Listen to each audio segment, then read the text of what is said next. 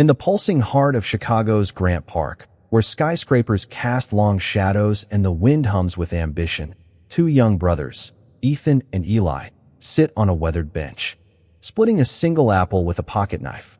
Their laughter, bright against the city's gray din, masks a life of quiet struggle, secondhand shoes, a mother's late-night shifts, a grandfather's fading breath. Across the park, Victor Langston, a tech titan cloaked in tailored wool, pauses mid-stride. His world is one of boardrooms and billions. Yet the boy's simple act of sharing pierces his guarded heart. He doesn't know their names, but their faces stir a ghost from his past, a mistake buried under years of success. What Victor uncovers will unravel a decade-old wrong, thrusting him into a collision of guilt, redemption, and raw human connection. This isn't just a chance encounter. It's a reckoning that will bind four souls across time, proving that a single moment of kindness can rewrite destinies. Where are you watching from? Has a stranger's gesture ever changed your path? Share below, because this story, woven from sacrifice and second chances, might just change yours. The autumn air in Chicago's Grant Park carried a crisp bite, swirling leaves across the paths where joggers and briefcase-toting professionals wove their daily rhythms. Ethan and Eli, 10-year-old twins with identical freckled noses, claimed their usual bench near the Buckingham Fountain. Their backpacks, patched with duct tape, slumped beside them. Ethan, the quieter of the two, sliced a bruised apple with a pocket knife. His movements deliberate. "You take the bigger half," he said, offering it to Eli, who shook his head, grinning. "Split it even, like always." They leaned close, shoulders touching, savoring each bite as if it were a feast. The city churned around them, honking cabs, chattering tourists, but their small world held steady, anchored by the ritual of sharing. Victor Langston, 52, strode through the park, his navy suit crisp against the fading light. His earpiece buzzed with a junior executive's voice, rattling off merger details. Victor's empire, built on software that powered half the city's startups, demanded his focus. Yet, as he passed the fountain, his eyes snagged on the boys. Something in their stillness, the way Ethan wiped juice from Eli's chin with a sleeve, halted him. He ended the call, slipping the earpiece into his pocket. For 20 years, he'd walked this path, blind to the faces on benches or street corners. But these two weren't shouting or begging. They were simply there, their unity louder than the city's roar. "Mind if I sit?" Victor asked, gesturing to the bench's edge. The twins glanced up, mouths full, eyes wide but unguarded. Eli, bolder, nodded. "Sure, mister. It's a free bench." Victor lowered himself, the wood creaking under his weight. Up close, he saw their worn sneakers, Eli's slightly too small. "I'm Victor," he said, softening his usual boardroom tone. "I'm Ethan. He's Eli." Ethan replied, his voice cautious but polite. "We come here after school. It's our spot." There was pride in his words, a quiet claim to this sliver of the city. Victor asked about their day, their school. Surprised by his own curiosity, Eli chattered about a science project, a model rocket that fizzled but still flew. Ethan mentioned their mom, who works nights so we can eat. Their candor disarmed him, each word a glimpse into a life carved from necessity. He noticed Ethan's careful glances at Eli, protective, almost parental. "You two always share like that?" Victor asked, nodding at the apple core. Eli grinned. "Mom says sharing's how you make enough." The phrase landed like a stone in Victor's chest, stirring something he couldn't name. As the sun dipped, the boys gathered their bags. "See you, Victor," Eli called, waving. Victor watched them blend into the crowd, their small figures dwarfed by the city scale. He stood, briefcase heavy in his hand, but his mind wasn't on mergers. Those boys, their apple, their unguarded trust, they'd cracked something open. He didn't know it yet. But that moment on the bench was no accident. It was the first thread of a tapestry that would unravel his past and weave a future he'd never imagined. Back at his glass-walled penthouse, their faces lingered, a puzzle demanding to be solved. The next morning, Victor returned to Grant Park, a decision that surprised even himself. His schedule, packed with investor calls and a keynote at a tech conference, should have kept him tethered to his office. Yet, at 3:30 p.m., he stood by the fountain, scanning for Ethan and Eli. The bench was empty, but a flicker of movement caught his eye. There they were, a few yards away, tossing a frayed tennis ball. Eli's throw went wild, and Ethan scrambled to retrieve it, laughing. Victor's chest tightened. Their joy, so unguarded, felt like a language he'd forgotten. He approached, hands in his pockets to seem less imposing. "Back again," he called. Eli spun, grinning. "Hey, it's Victor. You stalking us?" Ethan elbowed him, but his eyes sparkled with amusement. "We're here most days," Ethan said, tossing the ball to Victor. He caught it, surprised, and tossed it back. The simple act loosening something in him. They sat, the boys sharing a granola bar this time, breaking it with the same precision as the apple. Victor declined their offer to join, but their generosity stung, a reminder of his own insulated life. "Tell me about your mom," Victor said, aiming for casual but hearing the weight in his voice. Ethan's face softened. "She's the best. Works at a diner, then cleans offices at night. She's tired a lot, but she still reads to us." Eli nodded, adding, "She makes up stories when Grandpa's too sick to talk." Victor's brow furrowed. "Your grandpa?" Ethan explained. Their grandfather, James, lived with them, his lungs weakened by years in a factory. The boys took turns reading comics to him, easing his restless nights. Victor listened, each detail painting a vivid picture. He saw a family stitched together by love, not wealth, their resilience a stark contrast to his own sterile existence. "What about your dad?" he asked gently. The boys exchanged a glance. Eli shrugged. "Never met him. Mom says family's who shows up." The words landed like a verdict, and Victor felt a pang. His own life, filled with accolades, lacked anyone who showed up like that. As they talked, Victor noticed Ethan's worn jacket, the zipper broken. Eli's sneakers had a hole at the toe. Yet their spirits were unbroken, their laughter a defiance of circumstance. Victor found himself sharing a story from his childhood, rare for him, about building a kite with his brother that never flew. The boys laughed, demanding details, and for a moment, the park felt like a sanctuary, the city's noise fading. When they parted, Ethan handed Victor the tennis ball. "Keep it," he said, grinning. "For next time." Victor clutched it, the rough texture grounding him. Back in his office, he placed the ball on his desk, a relic of something real. The boys' voices echoed, their stories of their mother and grandfather stirring a restless unease. He didn't know why, but their mention of Sarah felt like a key to a locked door. That night, unable to sleep, he stared at the city skyline, sensing the first ripples of a truth that would soon demand his reckoning. Victor couldn't shake the name Sarah. It clung to him. A whisper from a past he'd buried under stock options and skyscrapers. By the third day, his curiosity hardened into resolve. He returned to Grant Park, but the boys weren't there. Restless, he sat in his office, the tennis ball rolling under his fingers. On a whim, he opened his company's HR archives, a digital crypt of forgotten names. He typed Sarah into the search bar, half expecting nothing. But there she was, Sarah Bennett, a coder in the early 2000s, hired for her brilliance in predictive algorithms. Her file ended abruptly, terminated for project failure. Victor's pulse quickened. He remembered that project, a rushed app launch that crashed due to a server glitch. Someone had to take the fall. The details were clinical. No exit interview, no appeal. Just a severance check and a closed door. Victor's memory stirred. A young woman with sharp eyes, presenting code in a conference room, her ideas dismissed by a distracted board. He'd signed off on her dismissal without a second thought, a casualty of corporate efficiency. Now, her name burned. Sarah Bennett, the boy's mother, had been one of his own, cast out and forgotten. He dug deeper, cross-referencing public records. Sarah's life post-firing was a map of struggle, a single mother, working odd jobs, caring for her sick father, James. Her LinkedIn showed a gap where her career should have thrived. Victor's stomach churned. Ethan and Eli's faces flashed. Those worn sneakers, their shared apple, their mother's late-night shifts. He'd authored their hardship, not directly but through indifference, a signature on a form that erased her future. That evening, Victor walked to Grant Park, hoping to see the boys. They were there.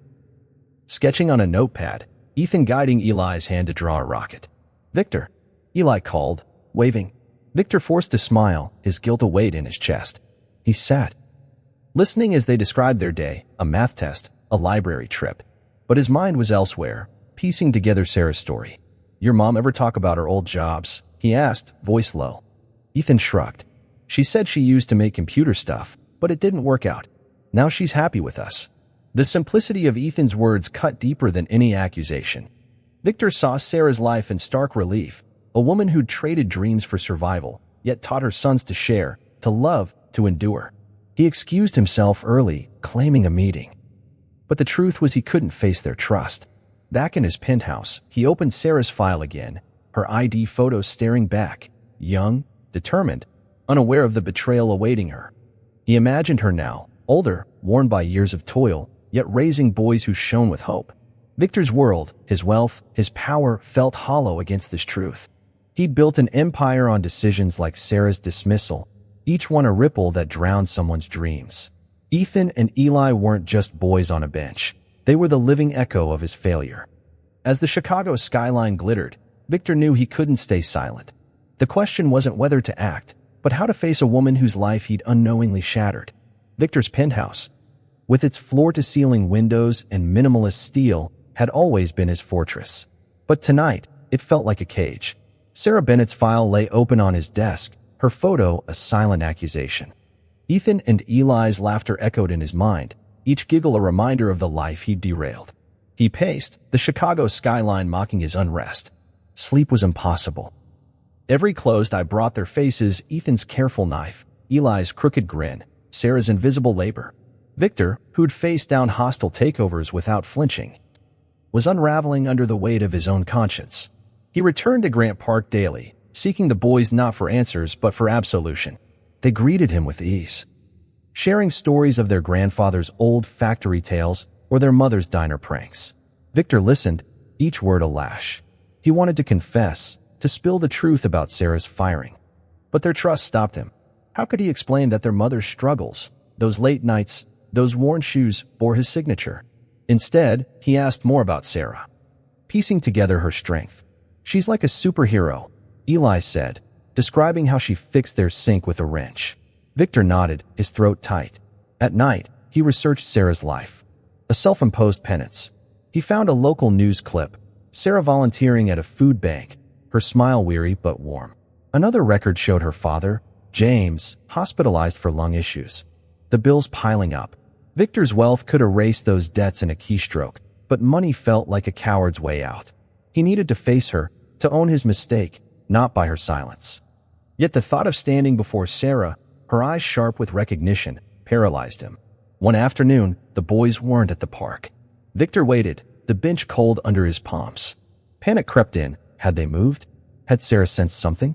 When they finally appeared, Ethan carrying a library book, relief flooded him. "Missed you yesterday," he said, trying for casual. Eli grinned. "Grandpa had a doctor thing. Mom took us." Victor seized the opening. "Is your grandpa okay?" Ethan nodded, but his eyes were heavy. "He's better, but Mom's worried about the bills." The words were a knife, twisting deeper. Victor's guilt became a living thing, clawing at his chest. He saw Sarah in every overworked face on the L train. Ethan and Eli in every child with patched clothes.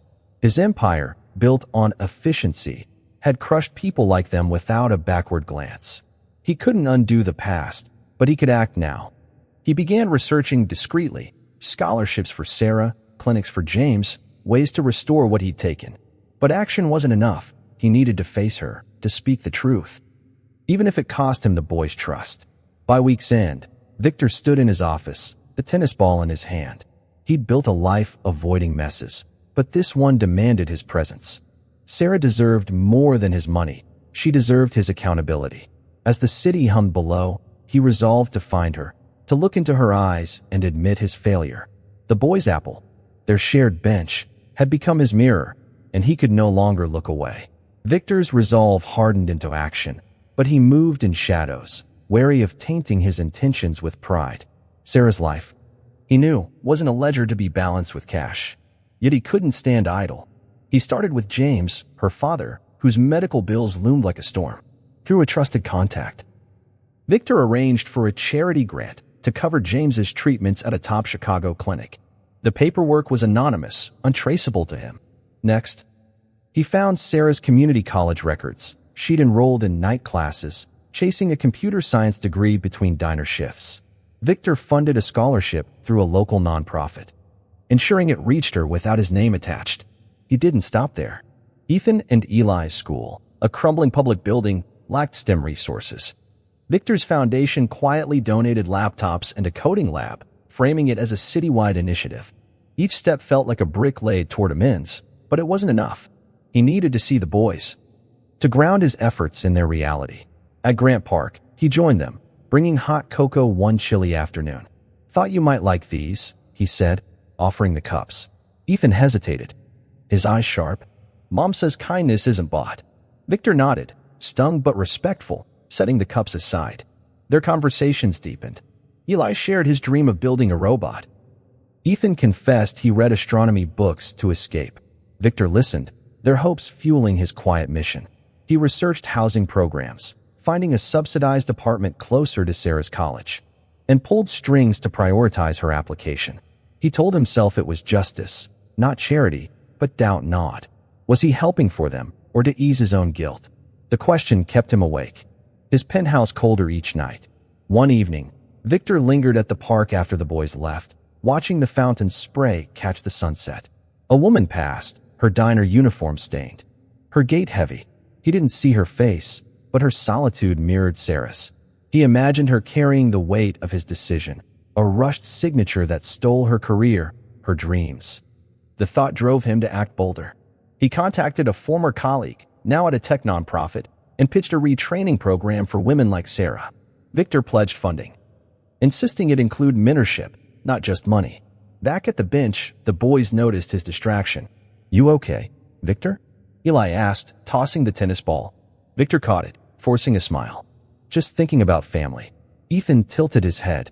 "You got kids?" Victor shook his head. "Not like you, but I'm learning what family means." The boys grinned, oblivious to the storm in his heart. He wanted to tell them about Sarah, to confess, but their trust was a fragile gift he couldn't risk shattering. By month's end, Victor's efforts bore fruit. Sarah's scholarship was approved. James's treatment began. Yet, as he watched Ethan and Eli sketch rockets, Victor knew his work was incomplete. He'd rebuilt parts of their world, but the truth remained buried. To truly make amends, he'd have to face Sarah, not as a benefactor, but as the man who'd wronged her. The park bench, once a refuge, now felt like a crossroads, demanding he choose courage over comfort. Victor's visits to Grant Park became a ritual, as vital as his morning coffee. Ethan and Eli greeted him like an old friend, their bench a sanctuary where titles and wealth dissolved. They taught him to skip stones across a nearby pond, laughing when it sank. Victor, who'd negotiated billion-dollar deals, fumbled with pebbles, his failures met with their cheers. "You're getting it," Eli shouted, clapping. Ethan handed him a smoother stone, his quiet encouragement a balm. These moments, small and unscripted, cracked Victor's polished exterior, revealing a man hungry for connection. He brought books, astronomy for Ethan, robotics for Eli, claiming he'd found them lying around. The boys devoured them, their excitement infectious. One afternoon, Ethan read aloud about black holes, his voice steady, while Eli sketched a robot with Victor's pen. Victor shared stories of his early coding days, omitting the wealth that followed. "You built stuff like Mom used to?" Eli asked. Victor nodded, throat tight, steering the topic to their dreams. Ethan wanted to map the stars, Eli, to build a machine that helped Grandpa breathe. Their ambition, untainted by scarcity, humbled them. Victor met them at their school once, joining a science fair where Eli's model rocket wobbled but launched. He clapped louder than anyone, his pride genuine. Ethan, noticing, whispered, "You're like family, Victor." The words landed like a gift and a wound, deepening his resolve to help Sarah. He began texting the boys. Simple messages about homework or park plans, their replies, peppered with emojis, warming his sterile phone. He learned their quirks. Ethan's love for order, Eli's chaotic energy. They argued over whether Mars or Jupiter was cooler, pulling Victor into their debates with glee. One evening, they invited him to their apartment, a cramped walk-up in Pilsen. Victor hesitated, aware of the line he was crossing, but their insistence won. The space was worn but warm, photos of James and Sarah on the walls. James, frail but sharp-eyed, shook Victor's hand. "Heard about you," he said, coughing. Victor sat awkwardly on a sagging couch, sipping Sarah's instant coffee while the boys showed off their rock collection. Sarah was at work, her absence a shadow. Victor felt her presence in every detail. The mended curtains, the stacked books, evidence of a life built on love. He left that night changed, the boy's trust a mirror to his purpose. He doubled his efforts, securing a mentor for Sarah's coding program, ensuring she'd have guidance, not just funds. But the closer he grew to Ethan and Eli, the heavier his secret weighed. He imagined Sarah's face if she knew, not the diner worker, but the coder he'd erased. The boy's laughter, once a refuge, now reminded him of the truth he owed her. He began drafting a letter, words he'd never dared speak, but crumpled it, fearing it wasn't enough. As winter crept into Chicago, Victor stood by the fountain, watching Ethan and Eli race leaves in the wind. They called him Uncle Vic now, a nickname that both warmed and pierced him. He was part of their world, but only half honest. The bench, their shared stones and stories, demanded more. He couldn't keep hiding. Sarah deserved his truth, and the boys deserved a family built on it. The confrontation came on a frigid December evening, the Chicago wind slicing through Grant Park. Victor arrived early, clutching a scarf for Ethan, whose jacket was too thin. The boys were late, unusual for them, an unease gnawed at him. When they appeared, their faces were tight. No laughter in their eyes. Behind them stood Sarah Bennett, her diner uniform peeking from under a worn coat. Her gaze locked onto Victor, sharp and unyielding, like a blade honed by years of survival. "You're Victor Langston," she said, not a question but a verdict. Victor froze, the scarf limp in his hands. Ethan and Eli stood between them, confused, their breath clouding in the cold. "Mom, you know Victor?" Eli asked, voice small. Sarah's eyes never left Victor's. "I know who he is," she said, her tone low but searing. "He's the man who fired me."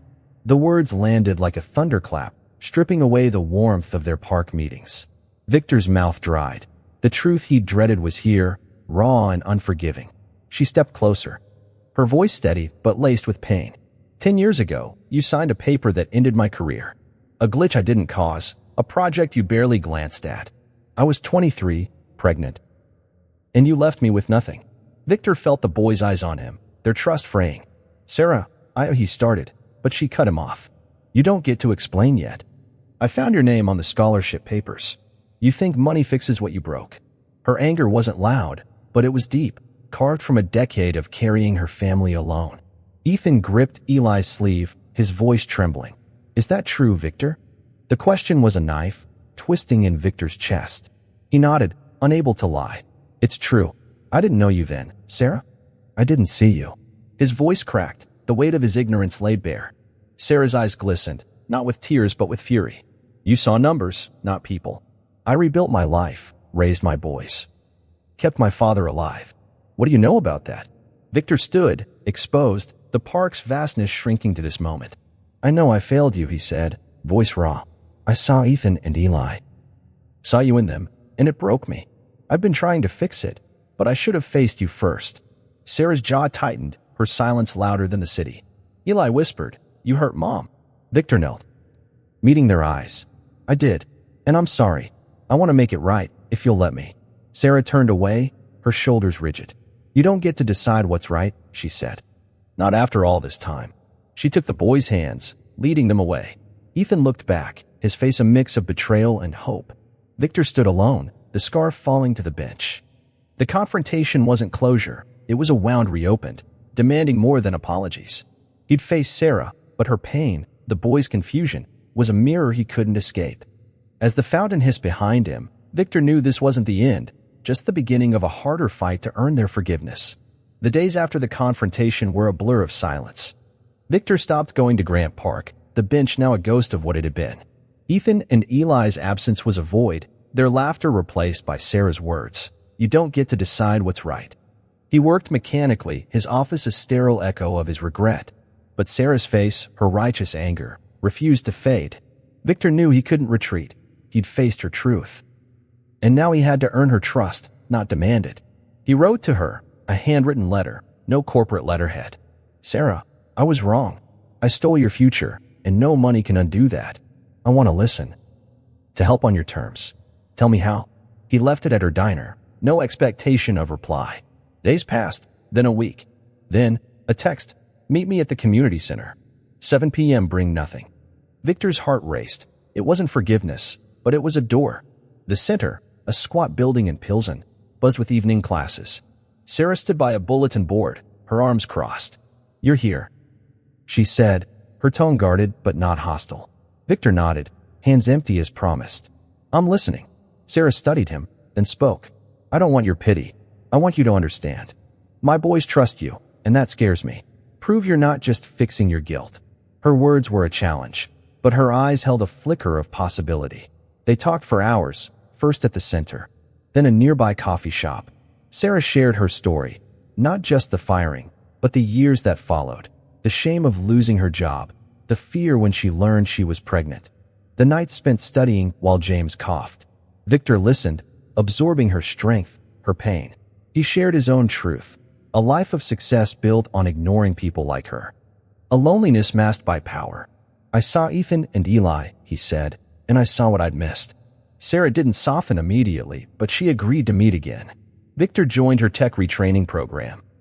Not as a donor, but a volunteer, teaching coding basics. He sat with Ethan and Eli at the center, rebuilding trust through small acts, helping with homework, laughing at Eli's robot sketches.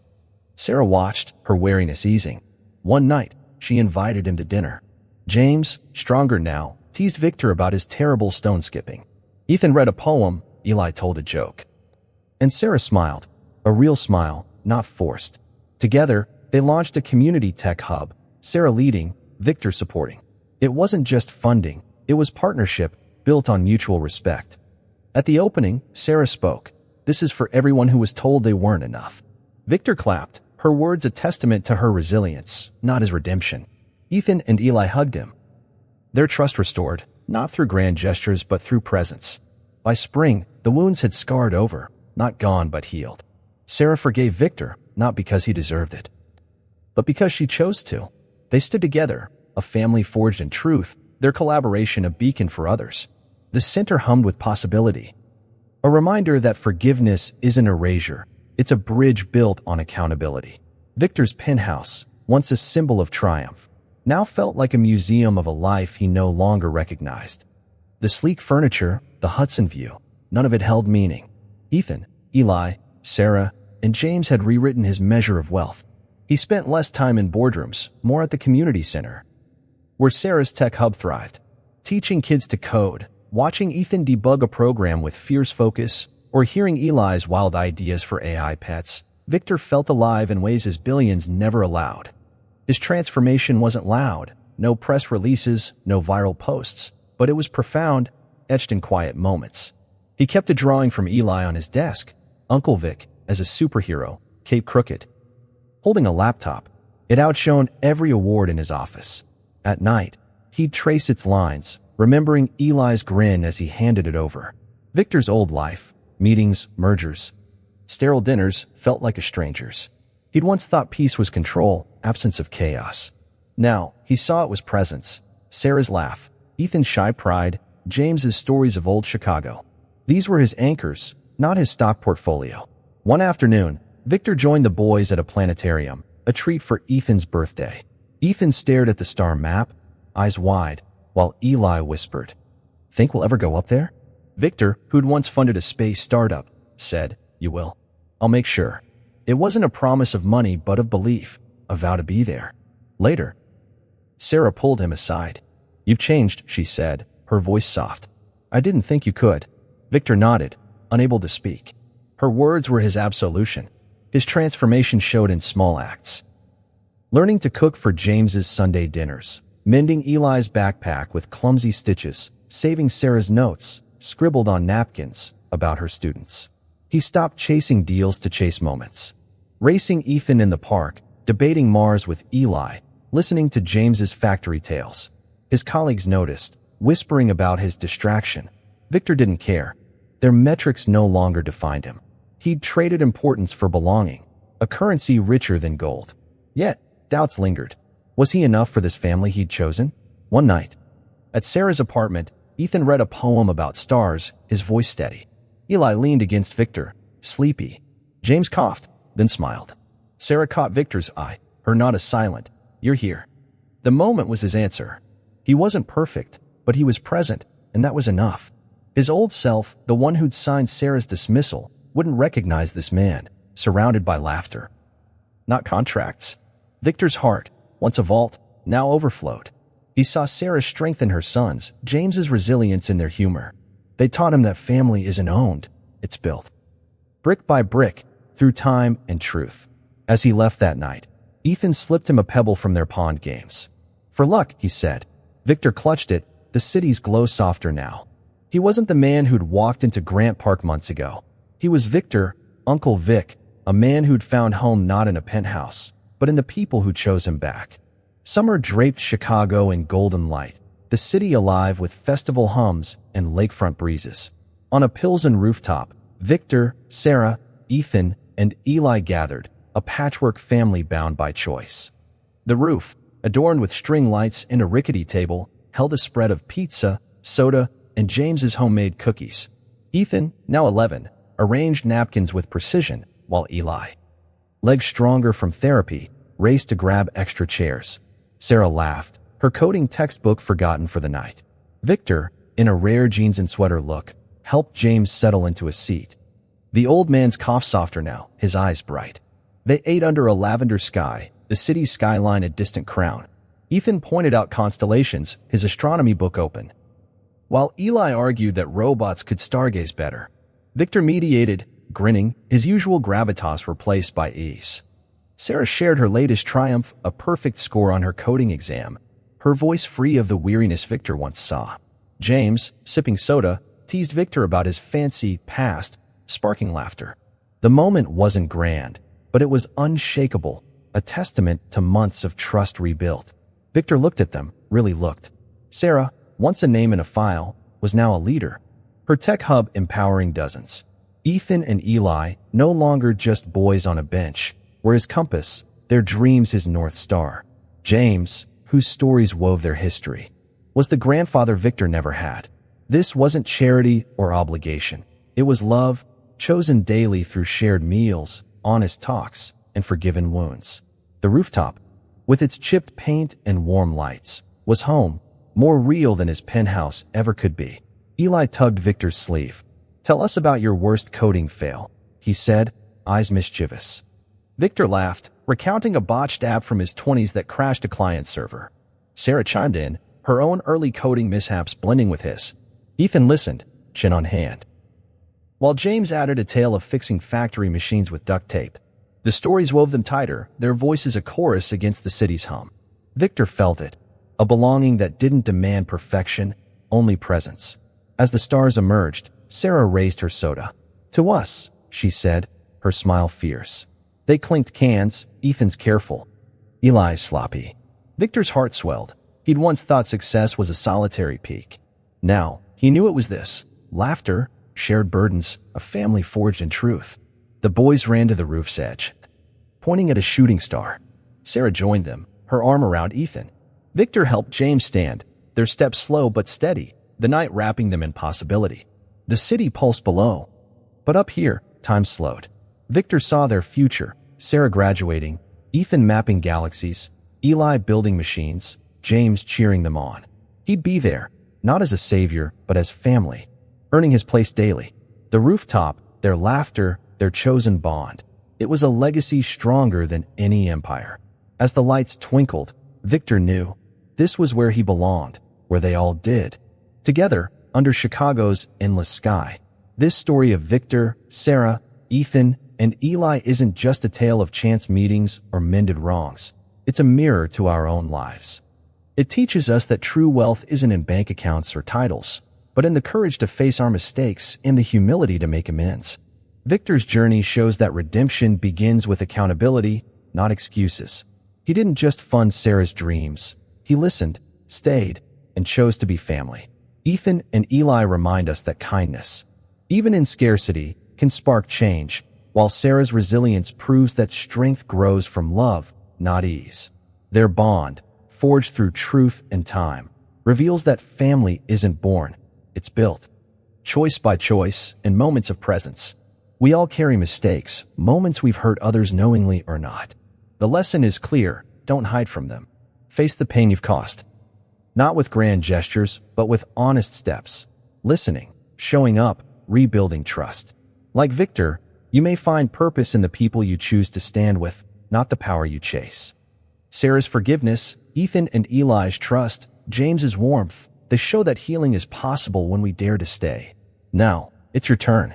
Have you ever faced a wrong you caused? Or been lifted by someone's kindness? Share your story in the comments. Your voice matters. Every tale of redemption, big or small, weaves us closer as a community. If this story touched you, subscribe and hit the notification bell.